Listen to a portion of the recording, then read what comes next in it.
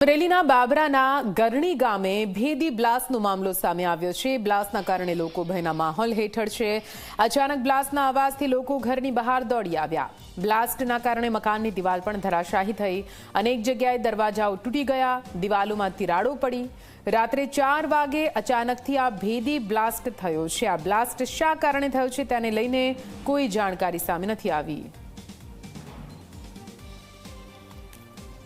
સવારે 4:15 ની આસપાસ બ્લાસ્ટ નો અવાજ આવ્યો તો હું મારા ઘરે હતો, ત્યારે સૂતો હતો। ત્યારે પછી જોયું પણ મેં અમારા બાજુમાં બધી જોયું પણ ત્યાં કઈ દેખાતું, આ ઘર અમારાથી દૂર છે।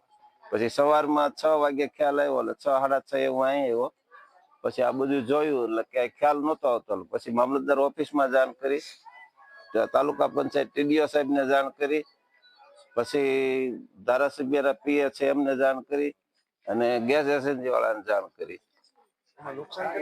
નુકસાન ચાલે 5 મકાન છે, આખા જર્જરિત થઈ ગયા છે। તમારી નજરે જ જોવો છો, 40-45 લાખ રૂપિયાનું નુકસાન અંદાજે છે।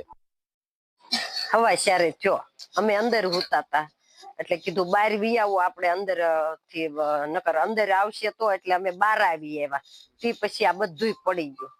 45-50 લાખ નું થયું જશે આસપાસ। ઘણોય સામાન બધાય બારી બાવણા તૂટી ગયા, જુઓ પડદા, પંખા, કોઈ વસ્તુ ન રહ્યું।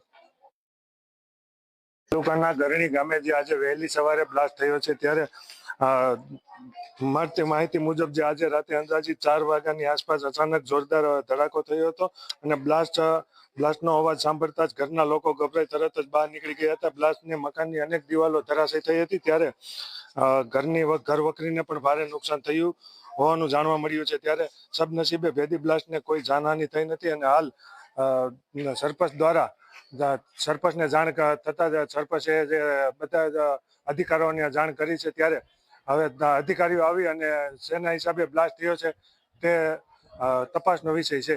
જિજ્ઞેશ સિદ્ધપરા, G24 જસદણ।